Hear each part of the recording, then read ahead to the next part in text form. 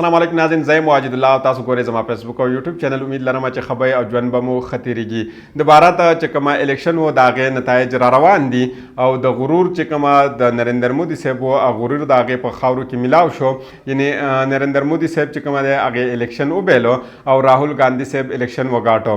نن به درته زه وایم چې په دې کې کم سیټونه ډېر زیات اهم دي. یعنې کومه سټیټ چې کومه دی هغه ډېر زیات میټر کوي. د کومه سټیټ د وجې نه به نریندر مودي صاحب وزیر اعظم جوړېدی شي یا نه شي جوړېدی. ټوټل د انډیا څونه سیټونه دي او په هغه کې نریندر مودي صاحب څونه حاصل کړل دي او مزید هغه ته څومره حاصلول پکار دي. او راهول ګاندي صاحب چې کومه اعلان کړی دی داسې ښکاره کېږي چې په انډیا کې د عمران خان صاحب په شان ته کې بیان هغوی کړی دی. څه سچویشن چې په پاکستان کې دی دارنګې سچویشن اوس په انډیا کې هم دی. دا زه هم ستاسو مخې ته ږدم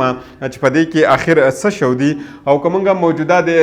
حالاتو ته وګورو نو چې کومه الیکشن کې چې دا کومه اپسیټ راهول ګاندي صاحب نریندر مودي صاحب ته ورکړی دی نو دا په دې موجوده وخت کې موږ ته کله هم په نظر نه راځي چې دومره غټ اپسیټ دومره غټ نقصان چې کومه دی یو په داسې پارټۍ ته ورکول چې هغې 10 کاله په یو ملک باندې حکومت کړی وي، 10 کاله هغې اقتدار کړی وي او 10 کاله بعد ته د هغې هغه اقتدار ختمه چې د هغې سره پوره طاقت هم وي، د هغې سره پوره چې د سټیټ کوم مشینري ده هغه هم ورسره وي. نو دا هم زه ستاسو مخې ته ږدم.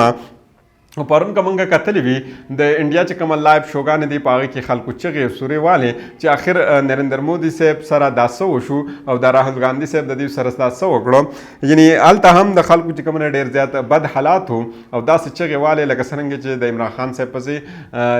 خلک جاړي او چغې وایي چې عمران خان صاحب یې په جیل کې ولې بند کړی دی. نو دغه درته هم وایم او راهول ګاندي صاحب نریندر مودي ته داسې اپسیټ ورکړی دی چې د هغې هغه زیلې نه دي هغه زیلې هم خوځول دي. یعنې د هغې بنیادونه هم د دوی چې دي دا خوځول دي. نریندر مودي صاحب چې کومه دی هغې یو اعلان کړی و چې دا ځل به هغه 400 نه زیات سیټونه اخلي. یعنې تړ میجارټي به اخلي او دا 400 نه زیات سیټونه به دی ولې اخلي ځکه که چېرته د 400 نه زیات سیټونه اخیستي وی بیا به د ده سره دا رایټس راغلی وی، دا حق به د ده سره راغلی وی چې د انډیا آئین تبدیل کړی وی. یعنې د هغې کومه کانسټیټیوشن چې دی په کانسټیټیوشن کې به د ته تبدیلي کړی وی او نریندر مودي صاحب دا غوښتله چې هغه کانسټیټیوشن څرنګې بدل کړي ځکه چې دنیا کې اوس د انډیا چې کومه ایمیج دی د انډیا چې کومه شکل دنیا ته ښکاره دی نو هغه د یو سیکولر ملک دی، یو سیکولر نظام دی په انډیا کې. نریندر مودي صاحب غوښتل چې دا سیکولر نظام دی تبدیل کړي یعنې بدل کړي او دا د څه ته واړی اتاریټیرین ته واړی. یعنې نریندر مودي صاحب غوښتل چې هغه یو ډکټیټر جوړ شي لکه څرنګه چې په پاکستان کې مشرف صاحب و دارنګې موږ نور چې کومه دی ضیاء الحق صاحب و داسې ډکټیټرشپ نظام راولي او په انډیا کې نه بلکې په پوره دنیا کې صرف او صرف د خلکو په خوله باندې یو اواز وي هغه د نریندر مودي صاحب وي. نو د هغې دپاره دوی په قلاره باندې په دې آئین کې تبدیلي کول غوښتو او دا ځل د هغه دا غټه ناره وه چې دا ځل به دی د 400 نه زیاته سیټونه اخلي. خو د دوی دا کومه ناره چې کومه په دې کې دوی بالکل ناکام شو دي او دوی چې کومه کانسټیټیوشن کې تبدیلي راوستله هغې کې هم دوی ناکام شو دي او تر دې پورې چې دوی 300 سیټونو ته هم نشي رسېدلی. د بھارتي الیکشن کمیشن مطابق بھارتي وزیر اعظم نریندر مودي صاحب چې کومه دی د لوک سبا د ویراناسي په نشست هغه کومه سیټ چې دی هغه دوی ګټلی دی خو دا ګټه چې کومه ده دا د تیر شوي چې په 2019 کې کومه الیکشن شوی و د هغې په نسبت باندې دا ډېره زیاته کمه ده. یعنې دا ځل دا مونږ ویلی شو چې د هغه په مقبولیت کې کمی راغل ده، د هغه په مقبولیت کې ډېره زیاته کمی راغل ده، لږه نه بلکې ډېره زیات راغل ده. د بھارتي میډیا مطابق نریندر مودي 2019 په مقابله کې د ته کم ووټونه اچولی شو دي او هغوی چې کومه دی 4 لکه او 12,000 او 900 او 80 ووټونه اخیستي دي او د مودي مقابل چې کومه مودي مقابل چې د هغوی کومه کس و د کانګرس امیدوار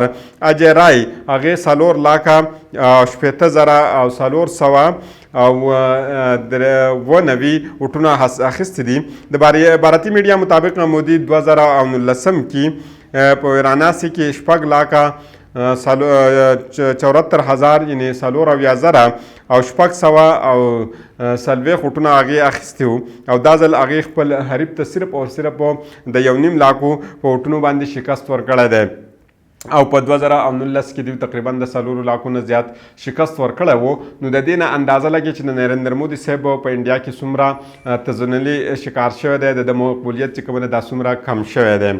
کانګرس رهنما راहुल ګاندھی صاحب وینا ده چې بھارتي عوام مودي بیانیه چې کومه د هغه مسترد کړله او خفیه ادارې چې کومه وي او نیمه عدلیه چې کومه هغه زمونږ خلاف وه یعنې دوی دارنګې خبره کړله څرنګې خبره چې عمران خان صاحب کوي او بالخصوصا په 8 فروری په 2023 کې مونږ ولیدل چې عمران خان صاحب ته څرنګې شکست وشو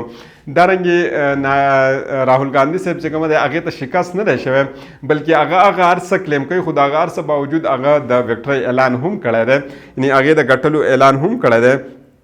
په نیوز کانفرنس کې راहुल ګاندھی صاحب ویلي دي چې کانګرس په الیکشن کې غټه کامیابي حاصله کړله او پوره ریاستي څومره مشندري چې وه هغه د دوی خلاف وه او مودي چې دی دوی چیف منسټر د دوی هم په جیل کې اچولی و او دا هم ویل چې زموږ بینک اکاونټ هغه هم دوی سیز کړی و او زموږ پارټۍ هم چې کومه وي دا ماتې کړې یعنې زموږ پارټۍ چې کومه دی دا دوی ټوکړې ټوکړې کړې لکه څرنګه کلیم چې عمران خان صاحب کوي او یقینا په پاکستان کې خو تر دې پورې حد ته رسېدلی و چې د عمران خان صاحب نه هغه الکټرورل چې کومه ساین وي یعنې د الیکشن کومه ساین چې وي هغه هم د پاکستان تحریک انصاف نه اخیستلی و راहुल ګاندھی مزید دا هم ویلي چې زما په دماغ کې دا خبره تر مخکې نه موجود وه چې د هندوستان عوام به د خپل حق دپاره ودرېږي او زه ټولو ته مبارکباد ورکوم چې تاسو خپل ملک چې کومه دی دا بچ کو مزید هغې دا هم ویل چې د هندوستان چې کومه دی یو نوی ویژن چې کومه دی هغه دوی سپورټ کو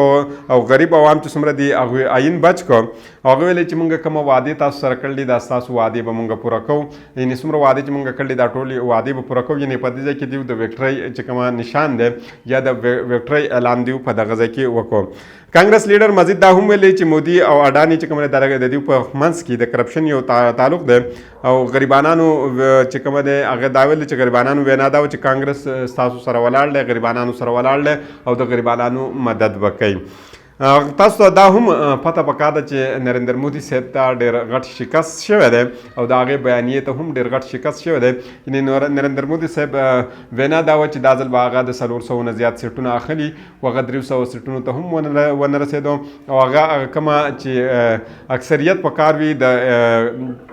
یعنی ایک تهائی اکثریت چې کومه پکار وي هغه ایک تهائی اکثریت ته هم نه دی رسېدلی او د هغې دپاره هم د چا سره اتحاد کول د ده دپاره به اوس لازمي وي د نریندر مودي صاحب یو اعلانیه وه هغه دا وه اب کی بار 400 پار یعنی دا ځل د 400 نه به دوی به مخکې اوړي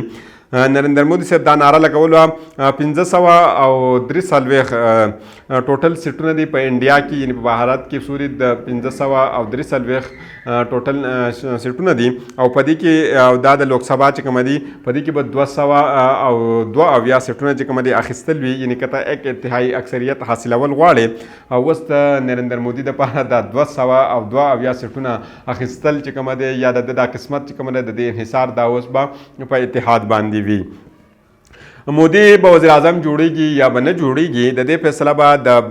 بهار چې کومه نتیش کمار او آندھرا پردیش چندرا بابو نایټډ کوي یعنې څرنګه چې په پاکستان کې د وزیر اعظم جوړېدو دپاره یا هم ایم کیو ایم چې کومه ده فیصله کوي یا د هغې نه مسلم لیگ خواب چې کومه وه هغې به فیصله کوله یعنې دا وړې پارټۍ به چې د کومه پارټۍ سره ملاو شوې نو هغه به د ملک وزیر اعظم جوړېده هغه به د ملک صدر جوړېدو دارنګې دا پارټۍ به اوس فیصله کوي چې نریندر مودي صاحب به وزیر اعظم جوړیږي یا به راहुल ګاندھی صاحب نو دا به فیصله کوي نتیش کې جنتا دل یونایټډ چې کومه دی به 12 سیټونه ګټل دي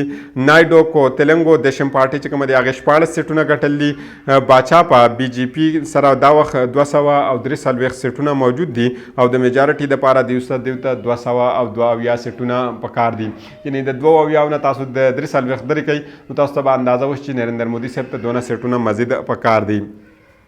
لوکسبا په انتخابات په 2023 کې چې کومه دا انتخابات روان دي د دې ومه او آخري مرحله چې کومه دا د هغې د ووټینګ نن اختتام شوی دی او ان ډي ټي وي د رپورټ مطابق 7ویں مرحله کې چې کومه دی په ومه مرحله کې 59.5% یعنی یو کم شپېته وایي تقریبا 80% پولینګ چې کومه دا ریکارډ کړی شوی دي او په آخري مرحله کې 8 ریاستونه چې کومه دي او مرکز د زیر انتظام چې څومره هتی دي د هغې 97 لوکسبا سیټونو باندې به ووټ اچولی شوی دی او د دې سره سره په دې مرحله کې انتخابي میدان کې چې څومره کس امیدواران راوتي وو هغه وو 900 او 40 هغه امیدوارانو قسمت فیصله به ای وی ایم کې بنده شو دا هلته نه به د دوی فیصله کیږي او د ووټینګ عمل چې کوم دا ختم شوی دی او د دې چې کله نتایج پوره راشي د هغې نه بعد به دا پته لګي چې چا دا الیکشن وګاټه. خو اوس راځو چې نریندر مودي صاحب چې کومه ناره لګول وه هغه ناره کې دوی کامیاب نشو او د هغې نه د دوی سټاک ایکسچینج چې کومه دی دا هم وغورځېدو او د دې سره سره د دوی د روپۍ قدر چې کومه دی د ډالر په نسبت باندې هم غورځېدلی دی. یعنی بهارت کې نریندر مودي صاحب ویلي چې دا ځل به هغه د 400 نه زیات سیټونه اخلي او هغه تر اوسه پورې 243 سیټونه اخیستي دي. یعنی هغه بالکل چې کومه دی ناکام شوی دی په هغه خپله ناره کې او په خپل کوشش کې. نو د هغې د وجې نه په انډیا کې یعنی په بهارت کې د هغې سټاک ایکسچینج هم غورځېدلی دی او دا سره د دې سره سره صرف سټاک ایکسچینج نه دی غورځېدلی بلکې د دې سره سره د دوی د چې کومه روپۍ ده د هغې په قدر کې هم کمی راغله. د بلې ویډیو پورې ماته اجازه راکړئ. د الله په امان.